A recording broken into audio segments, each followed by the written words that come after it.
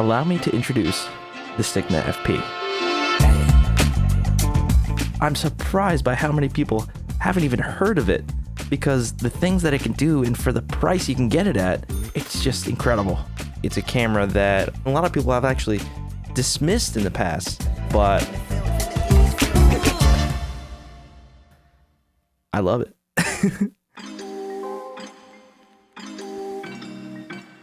The best way I thought about to format this video is kind of just the strengths and weaknesses. You know, what I've found so far in using this camera literally in the field. I took this camera on a road trip across the United States because my buddy was moving out to LA, and I really got to see what this thing could do with so many different landscapes like you wouldn't believe.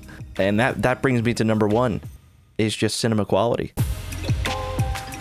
You know, you have a 4K full frame image, the smallest full frame body ever created, and it's like, that's monumental, and it makes this thing so light and versatile.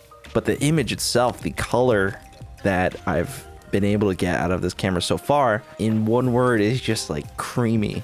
It's just like the most pleasing footage that amplifies anything you're shooting.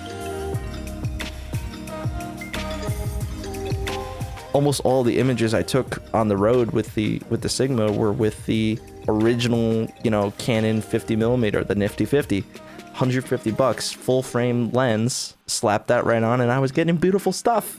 And it's with a $150 lens, so it's like, it's crazy, you know. The flexibility you get with the 12-bit RAW encoding on the Cinema DNG files. You know, I've never even done that workflow before. I've never even worked with DaVinci before having this camera, and it's just opened up a whole new world for my production and my workflow. A lot of people bring up with this camera the huge RAW files that this thing creates. That I've found entirely negligible by the fact that most people that are using this camera are using a open source program called SlimRAW to reduce some of the weight of these files and get you down to, you know, 4:1 compression, 5:1 compression. So I've gotten 1/5 the file size with basically the same quality that I can tell, and still the same 12-bit flexibility. It's like, okay, no one talked about that when, you know, with this camera, and I've had no problems with that workflow so far. I love Blackmagic menus. They're so, you know, simple and easy to understand, and everything's right where you want it to be. And this kind of resembles that too. There's a very simple, quick menu that gives you the ability to customize. I was able to dial in exactly where I like everything and how I like everything to be. You know, they were definitely thinking about that when they designed this. It's not just like, do what everyone else is doing, which I love. Some of the other strengths are the 3200 dual ISO. This thing kills in low light. We just shot a short film outdoors at night, and I was able to go right up to that 3200, 4000, 5000 ISO, and noise was almost gone, you know, by the time you get it into post-production. And of course, like I'm doing right now, you get to plug it right into a PC with a USB-C cord and get an instant live feed into a program like OBS, because I do a lot of streaming as well, and it's so easy just to plug it in, and here you go. You're getting fantastic cinema quality, you know, face cam.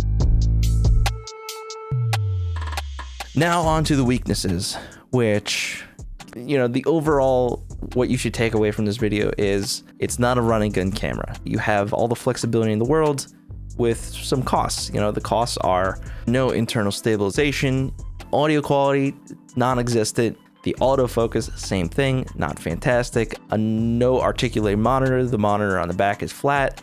If I'm doing anything at all with this camera, I'm always putting on a 5-inch or a 7-inch monitor, and I have that all rigged up with a cage. The battery, not fantastic. I've managed to remedy that. I got a Sony battery mount for the camera that goes right on the side, so that way I can record for up to, you know, 2 hours. But I'm still fumbling around with trying to get the right, you know, mounting solution for that. This camera's not perfect. It's not for everyone. There are cameras out there that can do better things, record at 8K, you know, have all these crazy specs, but do they cost $1,300? It's not meant to do everything, but what it does do, it does really freaking well, especially for the price. So if you're looking for something that just can create gorgeous images. It has like super leveled up my cinematography, and it's just fun to use. That's all for now. Any questions, of course, lay them down in the comments. Always happy to talk about stuff with you guys. But until next time, I'm Chris for Helium Turtle Studios, and I'll see you in the next one.